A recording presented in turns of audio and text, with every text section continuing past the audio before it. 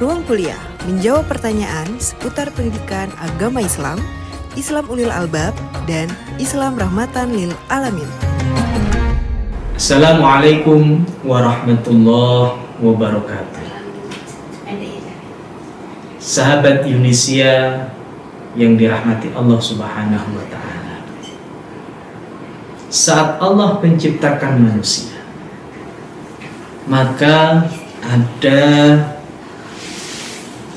turunan yang harus difahami oleh manusia itu sendiri. Allah menciptakan manusia tidak tanpa alasan.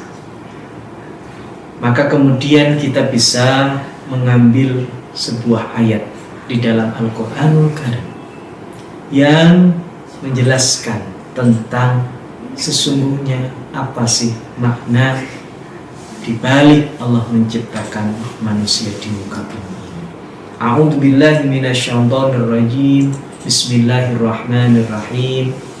Wa idh qala rabbuka lil malaikati inni ja'ilun fil ardi khalifah. Dari Quran surah Al-Baqarah ayat 30 ini kita ditunjukkan bahwa Allah menciptakan manusia itu diperuntukkan menjadi seorang khalifah, atau kita bisa menyebutnya sebagai seorang pemimpin. Yang mana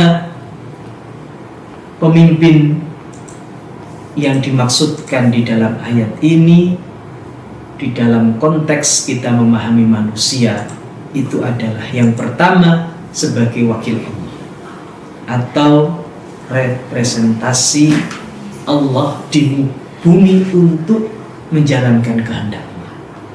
Kita diberikan amanah dan tanggung jawab agar kita bisa mengelola bumi seisinya ini dengan sebaik mungkin. Maka berkaitan dengan makna yang kedua sebagai seorang manajer atau mengelola alam semesta ini berdasarkan dengan petunjuk-petunjuk syariatnya.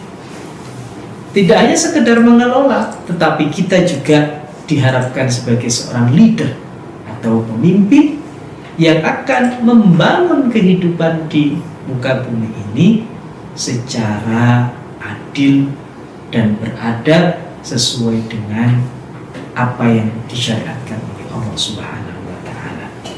Maka ada beberapa dimensi yang ingin saya sampaikan pada kesempatan kali ini. Sahabat Indonesia yang dirahmati Allah Subhanahu wa Ta'ala, dimensi yang pertama, makna manusia sebagai seorang khalifah itu adalah dimensi spiritual. Manusia diciptakan di muka bumi ini tidak hanya sekedar hidup, tetapi juga dia harus bagaimana menjalankan tugasnya sebagai seorang hamba Allah, yang dia harus menjalin hubungan dengannya, dengan Allah Subhanahu wa Ta'ala, dengan beribadah, menegakkan nilai-nilai ajaran Islam di dalam perintah-perintahnya, dan juga tidak hanya sekedar menjalankan perintahnya, juga menjauhi segala larangan-larangan. Yang kemudian kita maknai dimensi spiritual ini adalah hablum minallah. Dimensi yang kedua yang bisa kita maknai manusia sebagai seorang khalifah adalah dimensi sosial. Dimensi sosial ini Allah ingin mengajarkan kepada kita bagaimana membangun hubungan yang baik dengan sesama makhluk, dengan sesama manusia dan makhluk ciptaan yang lainnya, yang kemudian sering disebutkan dengan hablum minannas. Ini dimensi spiritual, sehingga kita diajarkan dengan prinsip-prinsip syariatnya bagaimana menciptakan sebuah tatanan masyarakat yang dijauhkan dari persoalan-persoalan yang akan bisa merusak tugas kita sebagai seorang khalifah.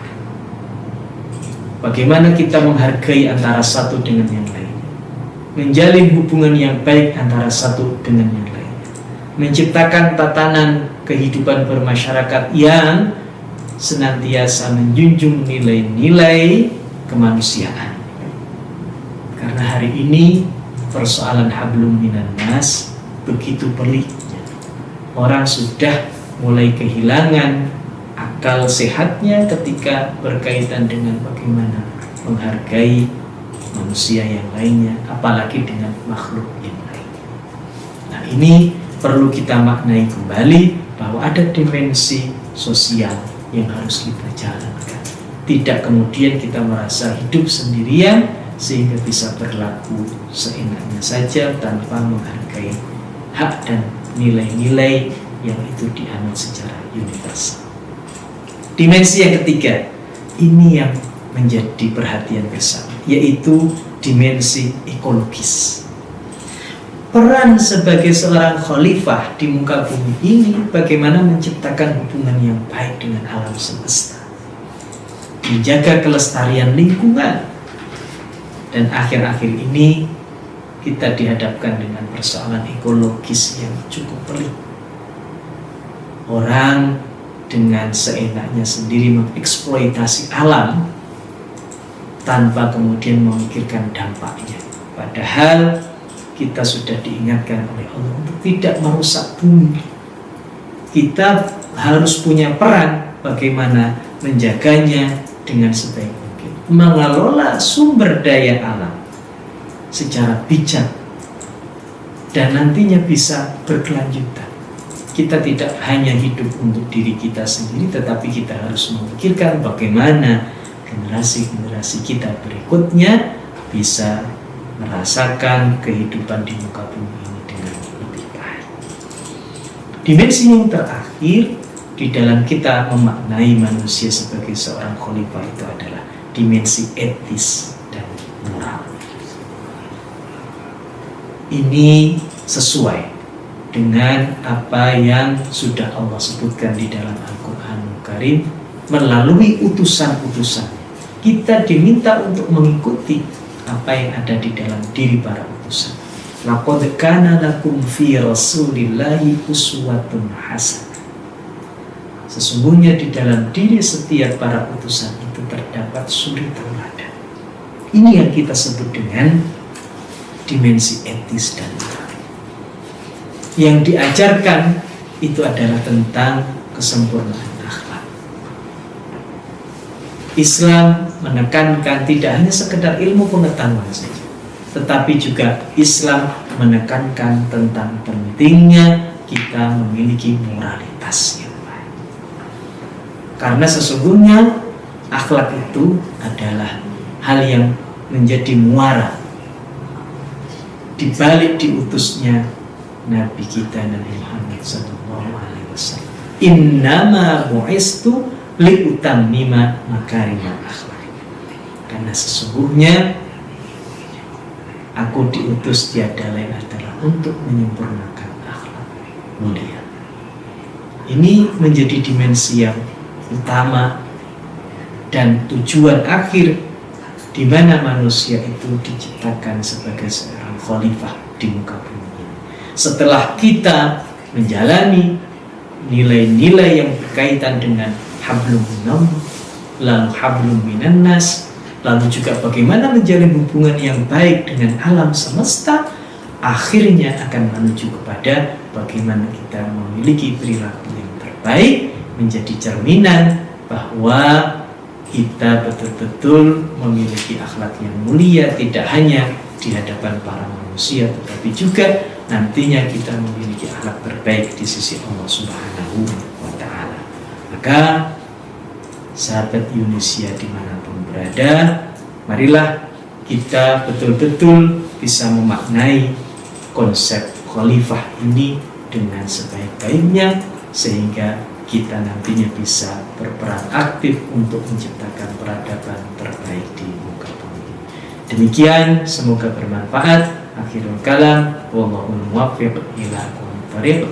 Assalamualaikum warahmatullahi wabarakatuh.